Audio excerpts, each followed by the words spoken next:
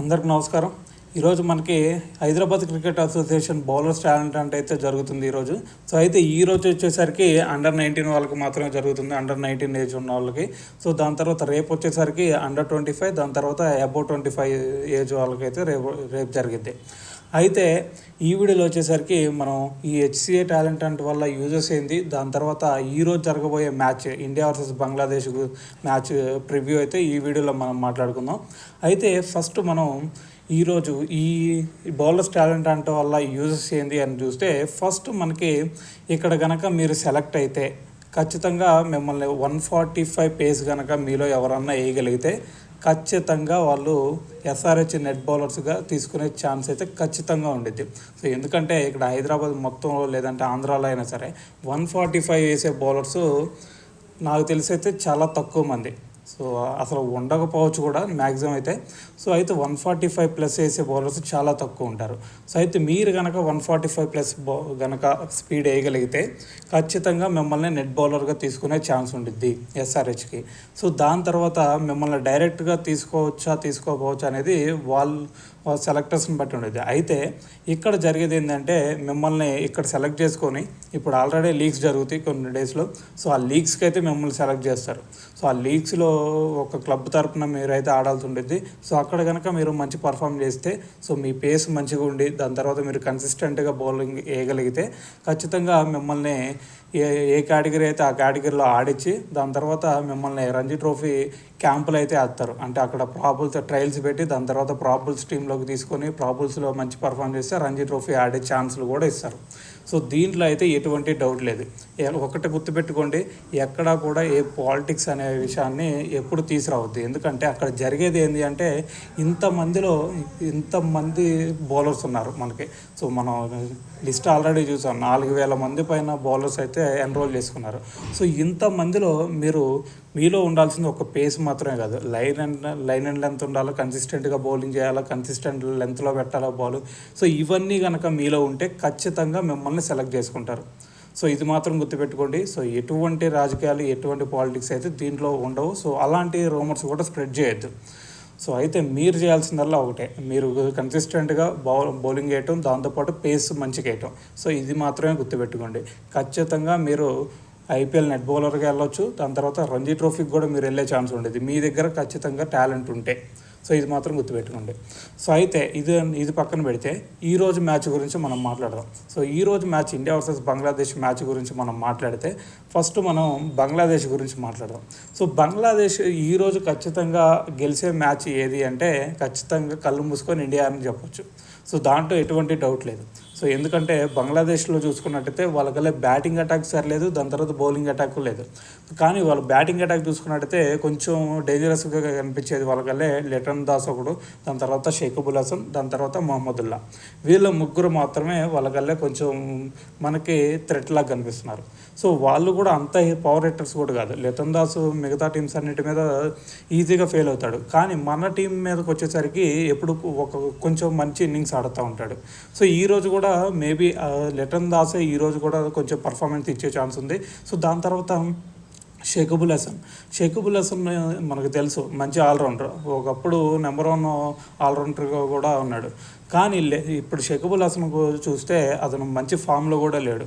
ఒకవేళ మంచి ఫామ్లో కనుక ఉంటే మన వాళ్ళని ఈజీగా కొట్టేస్తాడు బౌలర్ని. కానీ ఇప్పుడు మంచి ఫామ్లో కూడా లేడు. సో అది మనకు కలిసి వచ్చే అంశం ఈరోజు. సో దాని తర్వాత మనకి మిడిల్ ఆర్డర్లో చూసుకున్నట్టయితే మహమ్మదుల్లా వస్తాడు. సో మహమ్మదుల్లా కూడా అంత బిగ్ హిట్స్ కొట్టకపోయినా సో కొంచెం పర్లేదు అన్నట్టు ఆడతాడు. సో అయితే వాళ్ళ బ్యాటింగ్ చూస్తే వీళ్ళ ముగ్గురు తప్ప ఇంకెవరో సరైన పర్ఫార్మెన్స్ చూపించేవాళ్ళు లేరు. సో దాని తర్వాత వాళ్ళ బౌలింగ్ అటాక్లో చూసుకున్నట్టయితే వాళ్ళకల్లే షేఖుబుల్ హసన్, దాని తర్వాత ముస్తాఫిజుర్ రెహమాన్, వీళ్ళిద్దరు మాత్రమే కొంచెం డేంజరస్గా కనిపిస్తున్నారు.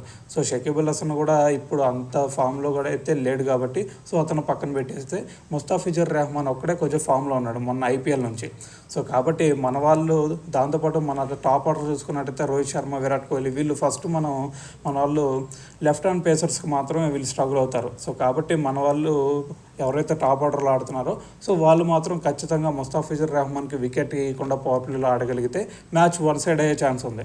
సో కాబట్టి ముస్తాఫిజుర్ రెహమాన్ ఒక్కడే ఈరోజు కొంచెం మన వాళ్ళకి థ్రెట్గా కనిపించే ఛాన్స్ ఉంది. అయితే దాని తర్వాత మన ఇండియా టీం గురించి మాట్లాడదాం. మన ఇండియా టీం గురించి మనం మాట్లాడితే మనకి ఓపెనర్స్ మాత్రమే స్ట్రగుల్ అవుతున్నారు. మనకి రోహిత్ శర్మ చూసుకున్నట్టయితే ఫస్ట్ మ్యాచ్ ఒక్క మ్యాచే 50 కొట్టాడు. సో దాని తర్వాత అన్ని స్ట్రగుల్ అవుతున్నాడు. సో అదంతా మనకి అంత పెద్ద విషయం కాదు, ఎందుకంటే మనకి మిడిల్ ఆర్డర్లో దాని తర్వాత మన మిడిల్ ఆర్డర్ మంచిగా ఉంది కాబట్టి. సో దాంతోపాటు సూర్య కూడా ఫామ్లోకి వచ్చాడు కాబట్టి రోహిత్ ఫెయిల్ అయినా పర్లేదు ఇప్పుడు. సో దాని తర్వాత విరాట్ కోహ్లీ చూసుకున్నట్టయితే లాస్ట్ మ్యాచ్ ఒక్క మ్యాచ్ 20 రన్స్ ఏమి కొట్టాడు, దానికి ముందు అన్ని సింగిల్ డిజిట్లో కొట్టాడు. సో వీళ్ళిద్దరు కనుక ఫామ్ అందుకుంటే ఈరోజు సో ఖచ్చితంగా మ్యాచ్ వన్ సైడ్ అయ్యే ఛాన్స్ ఉండిద్ది. సో వీళ్ళిద్దరు ఈరోజు ఫామ్లోకి రావాల్సిన అవసరం చాలా ఉంది, ఎందుకంటే ఈరోజు మనం ఖచ్చితంగా గెలుస్తాం, దాంట్లో ఎటువంటి డౌట్ లేదు. కానీ ఎల్లుండి మనకి ఆస్ట్రేలియాతో మ్యాచ్ ఉంది. ఆ మ్యాచ్లో కనుక మన వాళ్ళు గెలవాలి అంటే ఖచ్చితంగా విరాట్ దాని తర్వాత రోహిత్ వీళ్ళిద్దరు కనుక ఫామ్లోకి రావాల్సిందే. సో వీళ్ళిద్దరు ఫామ్లోకి వస్తే ఆస్ట్రేలియాని కొట్టడం కూడా మన వాళ్ళకి అంత కష్టమైన పని అయితే కాదు. సో వీళ్ళిద్దరైతే ఈరోజు ఫామ్లోకి రావాల్సిందే. దాని తర్వాత మనం వన్డౌన్లో చూసుకున్నట్టయితే రిషబ్ పంత్ మంచి టచ్లో కనిపిస్తున్నాడు. సో దాని తర్వాత సూర్య మంచి ఫామ్లోకి వచ్చాడు లాస్ట్ మ్యాచ్లో. సో 50 కూడా కొట్టాడు. కానీ మనకి ఒక్క ఇబ్బంది ఏంటి అంటే మన బ్యాటింగ్లో మనకి శివన్ డూబే మనకి ఐపీఎల్లో మంచిగా ఆడాడని చెప్పేసి ఇక్కడ T20 వరల్డ్ కప్లో తీసుకున్నారు. సో ఇక్కడికి వచ్చిన తర్వాత కొంచెం ఫెయిల్ అవుతున్నాడు. మొన్న మ్యాచ్లో 30 రన్స్ చేశాడు. దాని తర్వాత నిన్న మ్యాచ్లో కూడా కొంచెం పర్లేదు అనిపించాడు. సో అయితే ఈరోజు అతన్ని జైస్వాల్ ప్లేస్లో శివన్ డూబేని తీసుకొస్తున్నారు కాబట్టి సో అతను జైస్వాల్ ఎలాంటి అగ్రెసివ్ ఇన్నింగ్స్ ఆడతాడో మనకి డూబే నుంచి కూడా అదే ఎక్స్పెక్ట్ చేస్తాం. కానీ డూబే నుంచి అంత అగ్రెసివ్ ఇన్నింగ్స్ అయితే రావట్లేదు. సో ఇక్కడ డూబేకి ఈ మ్యాచ్ కనుక సరిగ్గా పర్ఫామ్ చేయకపోతే రేపు ఆస్ట్రేలియా మ్యాచ్లో ఖచ్చితంగా చేంజ్ చేసే ఛాన్స్ ఉండేది. సో కాబట్టి ఈరోజు డూబే మాత్రం మంచి పర్ఫార్మెన్స్ ఖచ్చితంగా ఇవ్వాల్సిందే. సో దాని తర్వాత మనకి కలిసి వచ్చే అంశం ఏంటంటే సూర్య, దాని తర్వాత హార్దిక్ పాండ్యా ఇద్దరు మంచి టచ్లో కనిపిస్తున్నారు. సో వీళ్ళతో మన మిడిల్ ఆర్డర్ అయితే చాలా మంచిగా ఉంది. సో దాని తర్వాత జడేజా మ్యాచ్కి అనుగుణంగా ఆడే పరిస్థితి ఉండేది కాబట్టి సో మన బ్యాటింగ్ లైనప్లో అయితే ఎటువంటి ఇబ్బంది లేదు. సో దాని తర్వాత మనకి అక్షర్ పటేల్ ఉన్నాడు. సో ఇక్కడ వరకు మన బ్యాటింగ్ లైనప్ అయితే చాలా డెప్త్ ఉంది. కానీ బౌలింగ్ లైనప్లో చూసుకున్నట్టయితే ఎక్కడా కూడా బౌలింగ్ లైనప్లో మనకి ఇబ్బంది కలిగే పరిస్థితి అయితే లేదు, ఎందుకంటే మనకి బుమ్రా లాంటి ఒక స్పెషలిస్ట్ బౌలర్ ఉన్నాడు. దాని తర్వాత హర్షదీప్ సింగ్ ఉన్నాడు. సో వీళ్ళిద్దరూ చాలా మంచి ఫామ్లో ఉన్నారు ఇప్పుడు. సో దాని తర్వాత స్పిన్నర్స్ చూసుకున్నట్టయితే దాంతోపాటు మనకి హార్దిక్ పాండ్యా లాంటి ఒక పేస్ ఆల్రౌండర్ ఉన్నాడు. సో వీళ్ళ ముగ్గురు పేస్ అటాక్ చాలా మంచిగా ఉంది. సో దాని తర్వాత చూసుకున్నట్టయితే మనకి స్పిన్నర్స్ ముగ్గురు టాప్ స్పిన్నర్స్. సో మనకి బ్రిస్ట్ స్పిన్నర్ అయిన మనకి కుల్దీప్ యాదవ్ ఉన్నాడు. దాని తర్వాత జడేజా, అక్షర్ లాంటి ఒక స్పిన్ ఆల్రౌండర్స్ ఉన్నారు. సో మన బౌలింగ్ అటాక్లో ఎటువంటి ఇబ్బంది పడాల్సిన అవసరం లేదు. సో ఈజీగా ఈరోజు బంగ్లాదేశ్ని అయితే మన వాళ్ళు బీట్ చేస్తారు.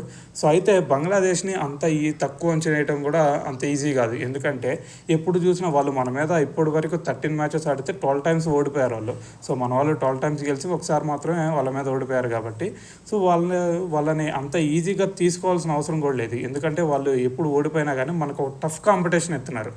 సో అయితే మన వాళ్ళు అంత ఈజీగా కూడా వన్ సైడ్ మ్యాచ్ లాగా అయితే ఎప్పుడు కూడా వాళ్ళ మీద గెలవలేదు. సో వాళ్ళైతే ఒక టఫ్ ఫైట్ అయితే మనకి ఇస్తారు. సో అదే ఈరోజు కూడా ఒక టఫ్ ఫైట్ ఇచ్చే ఛాన్స్ ఉంది, కానీ గెలిచేది మాత్రం మన వాళ్ళు అయితే నేను అనుకుంటున్నాను. అయితే మీరు ఈ మ్యాచ్లో ఎవరు గెలుస్తారనుకుంటున్నారో మీరు కామెంట్లో అయితే తెలియజేయండి.